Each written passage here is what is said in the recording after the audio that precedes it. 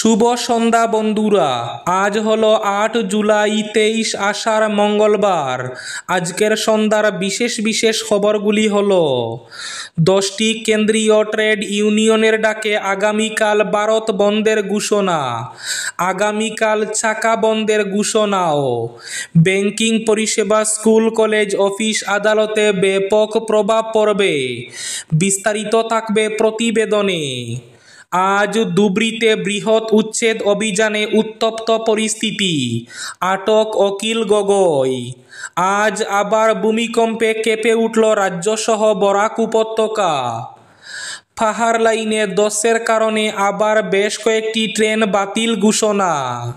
আজ শিলচর বিমানবন্দর ও বদরপুরে সংবর্ধনায় ভাসলেন আমিনুল হক লস্কর ও হাফিজ রশিদ আহমেদ চৌধুরী। শিলচর সিভিল হাসপাতাল আধুনিকীকরণের দাবি, স্মারকলিপি প্রদান। মায়ানমারের চিন প্রদেশ থেকে পালিয়ে ভারতে আসছেন হাজার হাজার মানুষ। অরুণোদয় প্রকল্পে অনিয়মের অভিযোগে হাইলাকান্দির সৈয়দবন্দ জিপি কার্যালয়ে ঘেরাও বঞ্চিতদের। হঠাৎ করে আমরাঘাটে নিখোঁজ মা ও এক শিশু, এলাকা জুড়ে চাঞ্চল্য। এবং শেষ খবরটি, নির্বাচন কমিশনের নির্দেশে দেশের অন্যান্য প্রান্তের সঙ্গে অসমেও ভোটার তালিকা পুনর্নিরীক্ষণ। ভোটার তালিকা পুনর্নিরীক্ষণ হলে বহু লোকের ভোটাধিকার যাবে বললেন সাংসদ গৌরব গগৈ। তাহলে বিস্তারিত খবরে যাওয়ার আগে অবশ্যই ভিডিওটিতে একটি লাইক করে চ্যানেলটি সাবস্ক্রাইব করে পাশের বেল আইকনটি বাজিয়ে রাখবেন এবং ফেসবুক পেজটি ফলো করে ভিডিওটি অবশ্যই শেয়ার করবেন যাতে সঠিক তথ্যগুলো সবার কাছে পৌঁছাতে পারে। এবার শুনুন আজকের খবরগুলির বিস্তারিত। প্রথম খবর, 10টি কেন্দ্রীয় ট্রেড ইউনিয়নের যৌথ সংগঠন আগামীকাল ভারত বন্ধের ডাক দিয়েছে। আগামীকাল চাকা বন্ধের ডাকও। ব্যাংকিং পরিষেবা, স্কুল, কলেজ, অফিস, আদালতে ব্যাপক প্রভাব পড়তে পারে। আগামীকাল বুধবার ভারত বন্ধের ডাক দিয়েছে 10টি কেন্দ্রীয় ট্রেড ইউনিয়নের যৌথ সংগঠন। 25 কোটিরও বেশি কর্মী বন্ধে সামিল হবেন।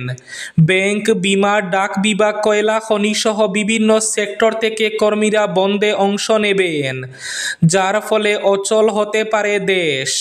সরকারের কর্মী বিরোধী, কৃষক বিরোধী ও কর্পোরেট বান্ধব নীতির বিরোধিতায় এই ভারত বন্ধের ডাক দিয়েছে ওই যৌথ ফোরাম। ইউনিয়ন নেতারা জানিয়েছেন, বন্ধের প্রভাব পড়বে ব্যাংকিং, ডাক পরিষেবা, কয়লা খনি, কারখানা, রাজ্য পরিবহনে। দেশ জুড়ে প্রতিবাদ কর্মসূচিতে সামিল হবেন কৃষক ও গ্রামের কর্মীরাও। সংবাদ সংস্থা পিটিআইকে অল ইন্ডিয়া ট্রেড ইউনিয়ন কংগ্রেসের অমরজিৎ কৌর বলেছেন, সরকার আমাদের 17 দফা দাবি উপেক্ষা করেছে এবং গত 10 বছরে বার্ষিক শ্রমিক সম্মেলনের আয়োজন করা হয়নি। বন্ধকে সমর্থন জানিয়েছে সংযুক্ত কিষাণ মোর্চা। স্কুল, কলেজ, বেসরকারি অফিস খোলা থাকছে, কিন্তু বন্ধ কর্মসূচির জেরে গাড়ি চলাচল বিঘ্নিত হতে পারে, রেল অবরোধ হতে পারে, ফলে সমস্যায় পড়তে পারেন নিত্যযাত্রীরা। আজ ধুবড়ীতে বৃহৎ উচ্ছেদ অভিযানে উত্তপ্ত পরিস্থিতি, আটক অখিল গগৈ। ধুবড়ীর বিলাসীপাড়া অঞ্চলে একটি বৃহৎ উচ্ছেদ অভিযান চালাচ্ছে প্রশাসন। চিরাকুটা, চরুয়াবাখরা এবং সন্তোষপুরে চলছে উচ্ছেদ। প্রশাসন তাপীয় বিদ্যুৎ প্রকল্পের জন্য 3500 বিঘা জমিতে উচ্ছেদ চালাচ্ছে সরকার। আজ মঙ্গলবার এই অবৈধ দখলদারদের বিরুদ্ধে ধুবড়ী জেলা প্রশাসন ও সরকারের পরিচালিত উচ্ছেদ অভিযানের সময় রাইজোড় দলের সভাপতি অখিল গগৈ পৌঁছালে আটক করে ধুবড়ী পুলিশ। এদিকে চলমান উচ্ছেদের মধ্যে বিলাসীপাড়ার উচ্ছেদস্থলে একটি উত্তপ্ত পরিস্থিতির সৃষ্টি হচ্ছে। অবৈধ দখলকারীরা প্রশাসনের এক্সকেভেটরে হামলা করছে। পাথর ও লাঠি নিয়ে অবৈধ দখলকারীরা প্রশাসনের এক্সকেভেটরে আক্রমণ করে। এই আক্রমণের ঘটনা চারুবাকরা অঞ্চলে ঘটে। পরিস্থিতি নিয়ন্ত্রণে রাখতে পুলিশ লাঠিচার্জ করে। শত শত মানুষ উচ্ছেদের বিরুদ্ধে প্রতিবাদে বেরিয়ে আসে। অন্যদিকে শিবসাগরের বিধায়ক অখিল অখিল গগৈ উচ্ছেদস্থলের দিকে যাচ্ছিলেন এবং পরবর্তীতে পুলিশ অখিল গগৈকে আটক করে। পাহাড় লাইনে আবার বেশ কয়েকটি ট্রেন বাতিল ঘোষণা। লামডিং ডিভিশনের মুপা দিহাকো স্টেশনের মধ্যে 51/1 থেকে 2 কিলোমিটারে রেলপথের উপর দিয়ে পার্শ্ববর্তী পাহাড় থেকে বিপুল পরিমাণে মাটি, কাদা, পাথর ইত্যাদি পড়ে যাওয়ার কারণে ট্রেন কয়েকটি বাতিলের বিষয়ে উত্তর পূর্ব সীমান্ত রেলওয়ে প্রেস বিজ্ঞপ্তি জারি করেছে। আগামীকাল 9 জুলাই বাতিল করা হয়েছে train number 15615 Guwahati Silchar express, train number 15617 Guwahati Dullabcherra express, train number 15888/15887 Guwahati Badarpur Guwahati tourist express train. এদিকে 9 এবং 10 জুলাই বাতিল করা হয়েছে train number 15611/15612 Rangiya Silchar express. এদিকে 10 জুলাই বাতিল করা হয়েছে train number 15616 Silchar Guwahati express, train number 15618 Dullabcherra Guwahati express, train number 05639 Silchar Kolkata special এবং train number 05628 Agartala Guwahati special. এবং 11 জুলাই বাতিল করা হয়েছে train number 05640 Kolkata Silchar special এবং train number 05627 Guwahati Agartala special. আজ আবার ভূমিকম্পে কেঁপে উঠল বরাক উপত্যকা সহ রাজ্য। কেন্দ্রস্থল কার্বি আংলং। প্রাকৃতিক দুর্যোগে জেরবার রাজ্য। 10 বন্যার পাশাপাশি ভূমিকম্পেও কেঁপে উঠল অসম। আজ মঙ্গলবার সকালে রাজ্যে কম্পন অনুভূত হয়। গৌহাটি, মধ্য অসম সহ বরাক উপত্যকায়ও অনুভূত হয়। সকাল 9টা 22 কম্পন অনুভূত হয়। ন্যাশনাল সেন্টার ফর সিসমোলজির মতে ভূমিকম্পের মাত্রা রিক্টার স্কেলে 4.1 হিসাবে রেকর্ড করা হয়েছে। ভূমিকম্পের কেন্দ্রস্থল ছিল কার্বি আংলং। ভোটার তালিকা পুনর্নিরীক্ষণ হলে বহু লোকের ভোটাধিকার যাবে, বললেন সাংসদ গৌরব গগৈ। নির্বাচন কমিশনের নির্দেশে দেশের অন্যান্য প্রান্তের সঙ্গে অসমেও ভোটার তালিকা পুনর্নিরীক্ষণ প্রক্রিয়া আরম্ভ করার প্রস্তুতি চলছে।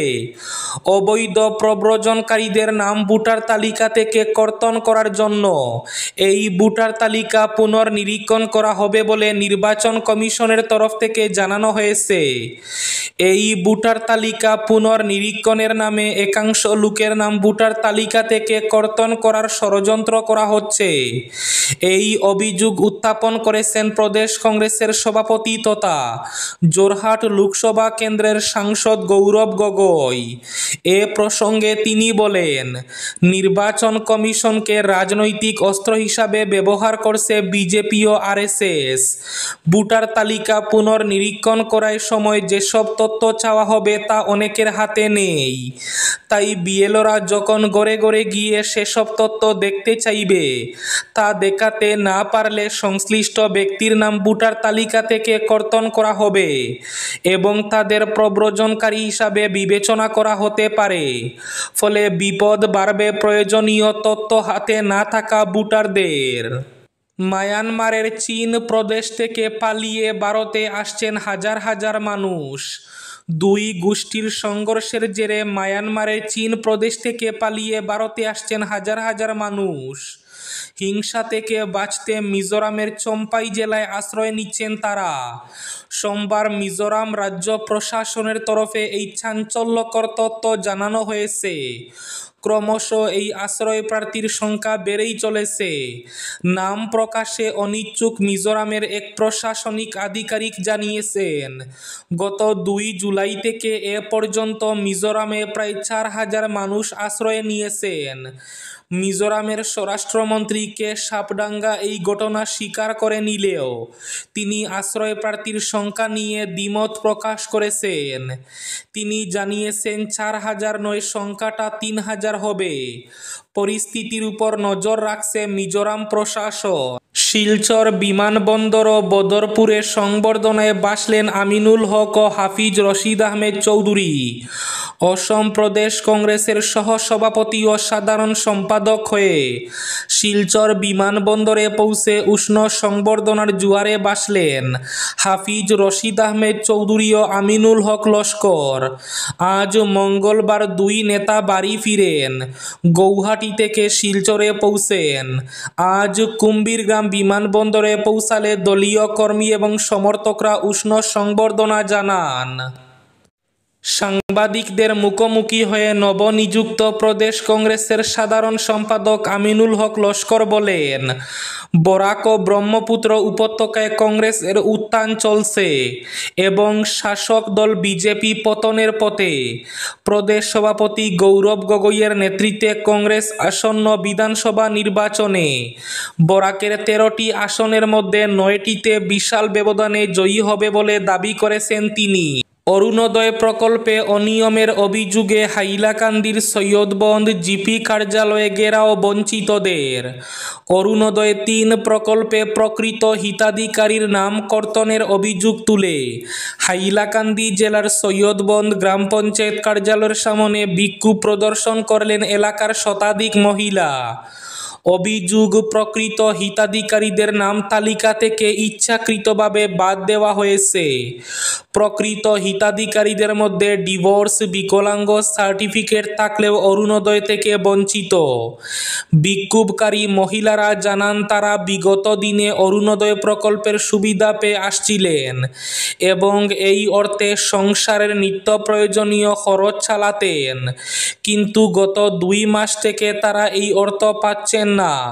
হঠাৎ করেই তাদের নাম প্রকল্পের তালিকা থেকে বাদ পড়েছে বলে অভিযোগ। বঞ্চিতদের মধ্যে রয়েছেন বিধবা, ডিভোর্সি, বিশেষভাবে সক্ষম এবং একক মহিলা, যারা প্রকৃতপক্ষে অরুণোদয় প্রকল্পের যোগ্য। এবার শেষ খবরটি। শিলচর সিভিল হাসপাতাল আধুনিকীকরণ দাবি কমিটির একটি প্রতিনিধি দল জয়েন্ট ডিরেক্টর অব হেলথের কাছে হাসপাতালের উন্নয়ন ও সেবা বৃদ্ধির বিষয়ে একটি স্মারকলিপি পেশ করে। প্রতিনিধি দল জানায়, 2022 সালের 29 নভেম্বরের ক্যাবিনেট বৈঠকে প্রথমে 146 কোটি টাকা ব্যয়ে হাসপাতাল আধুনিকীকরণের প্রস্তাব পাশ হয়। 2023 সালের নভেম্বরে 300 শয্যা বিশিষ্ট আধুনিক হাসপাতাল নির্মাণের জন্য জিও সার্ভে সম্পন্ন হয়। 2024 সালের ফেব্রুয়ারিতে রাইটস লিমিটেড সার্ভে রিপোর্ট পেশ করার সময় আধুনিক সুযোগ সুবিধাযুক্ত পরিকাঠামো গড়ে তোলার আগ্রহ সরকারের কাছে আনুষ্ঠানিকভাবে প্রকাশ করে। পরবর্তীতে সরকার 150 শয্যার আধুনিক হাসপাতাল নির্মাণের সিদ্ধান্ত নেয়। সিভিল হাসপাতালে এই নির্মাণ কাজের জন্য প্রয়োজনীয় জমি তৈরি করতে তথা পুরনো পরিকাঠামো ভাঙতে 57 লক্ষ টাকার প্রয়োজন হবে বলে পিডব্লিউডি বিভাগ থেকে সরকার পক্ষকে জানানো হয় এবং তা মঞ্জুরও হয়। পরবর্তীতে কাজের অংশ হিসাবে হাসপাতালের কর্মীদের আবাসন ভেঙে ফেলা হয়, তবে এরপর হঠাৎ করে কাজ থেমে যায়। এই নির্মাণ কাজের অগ্রগতি সম্পর্কে সাধারণ মানুষকে জানানোর কোনো ব্যবস্থা না থাকায় কমিটি উদ্বেগ প্রকাশ করে। তারা আবেদন জানায়, নির্মাণ কাজের জন্য যেন হাসপাতালের সেবা কোনোভাবে ব্যাহত না হয়। প্রয়োজনে ধাপে ধাপে কাজ এগিয়ে নিয়ে সাধারণ মানুষের চিকিৎসার সেবা অব্যাহত রাখার দাবি করা হয়। এই ছিল আজকের সন্ধ্যার বিশেষ খবরগুলি। ভিডিওটি অবশ্যই লাইক করে শেয়ার করে দেবেন।